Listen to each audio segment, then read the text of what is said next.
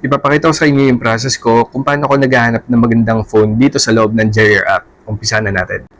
Ang maganda sa process na ipapakita ko sa inyo is pwede ka na makasabay sa mga eSIM videos na ina-upload ko. Kunwari, wala kang Philippine SIM card, kung may eSIM feature yung phone mo, pwede kang bumili sa online.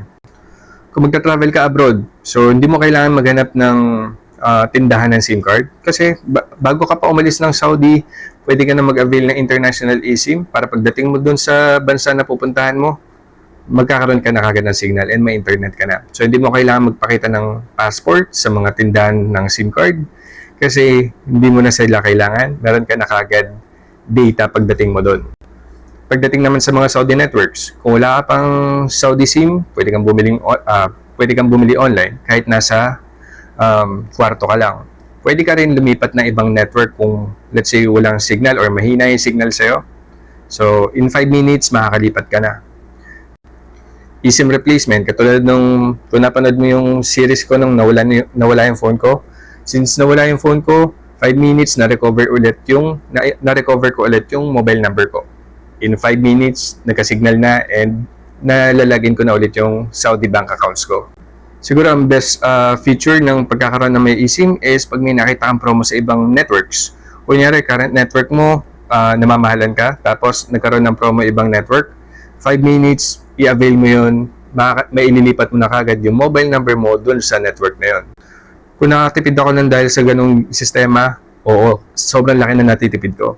Kasi yung iba, 30% or 50% yung dinidiscount nila. Okay, so umpisa na natin yung process. Dito sa loob ng Jerrier app, i-search mo lang yung Android, tapos ito itatap natin, filter. Kung titignan natin, pag sinearch natin yung Android, may 973 results dito. Ewan ko lang kung lahat yan phones, pero sobrang daming phones na available sa market. Ang gagawin lang natin, itap natin tong number of SIM supported. I-check lang natin yan, tingnan may resulta sa ilalim, 205 na lang.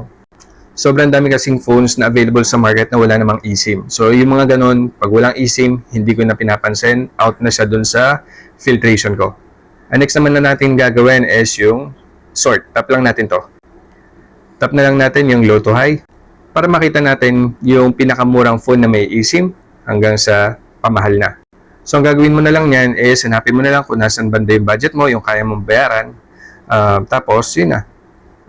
Congratulations dun sa maganda mong cellphone. Normally kasi pag may eSIM feature yung phone, halos kompleto kagad yung package niya. So, tignan natin tong una sa listahan. Ang pinakamurang phone na may eSIM feature is itong Motorola Moto G35. So, unang mapapansin mo dito is 5G signal. Tapos, 8GB of RAM. Tapos, siguro ang downside lang nito, siguro kung i-consider na lang din natin yung presyo niya, 500 reals, very minimal na to. 128GB of storage. Tapos, ang processor niya is Unisoc T760. Okay, swipe up lang tayo ng konti. Tapos, may makikita tayo minsan na magkapresyo. Minsan magkaibang brand o kaya parehong brand. Katulad na itong nasa screen natin ngayon. Sino yung mas maganda sa kanila? Ito yung aalamin natin ngayon. Siguro, ipapakita ko sa inyo kung paano ako nagle-layout ng information, kung paano ko malaman kung sino yung mas magandang bilhin sa kanila. Siguro, umpisa natin basahin kung ano yung content na specification niya based lang dito sa picture na to. Sa Motorola G56, 5G signal, 12GB of RAM, 256GB of storage. Tapos Dimensity D7060. Dito sa Edge 60 Fusion, kung titingnan natin, mas mababa yung RAM niya. 8GB of RAM, pero pareho lang ng storage, 256GB. Pero 5G signal.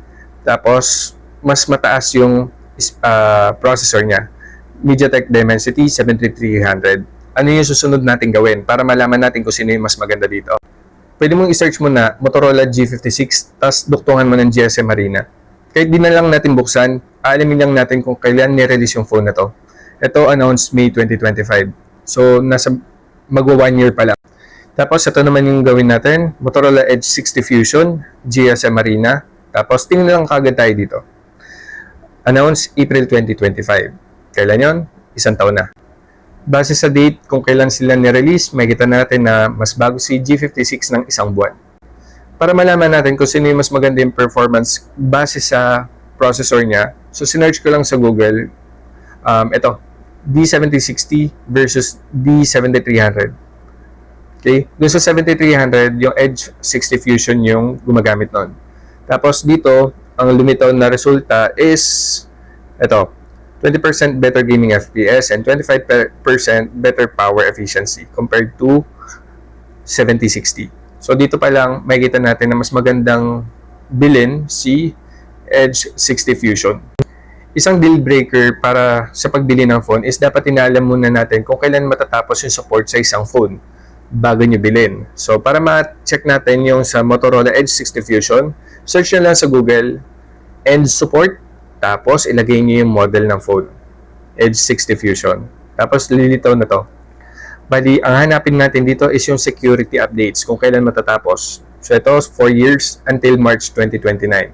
Okay? So, iyan yung critical part ng isang phone bago natin bilhin. Kasi kailan ba natin kailangan itigil yung paggamit ng phone na to?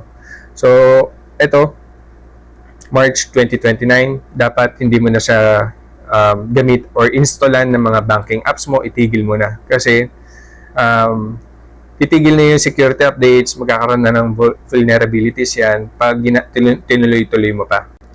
Siyempre, dyan ang papasok yung mga risk, kunyari sa mga bank accounts natin, since ang dami natin pera dyan, andyan yung sahod natin, yung ipon, so delikado yung ganun kung hindi na sinusuportahan ng Android yung phone na hawak mo. Ganun din yung ginawa natin sa Motorola G56, so sinerch ko lang din is yung End Support, tapos G56 or Motorola G56. Ito naman yung lumabas sa kanya. Security patch, ito yung end of date niya, May 31, 2029. So, 4-year support din siya.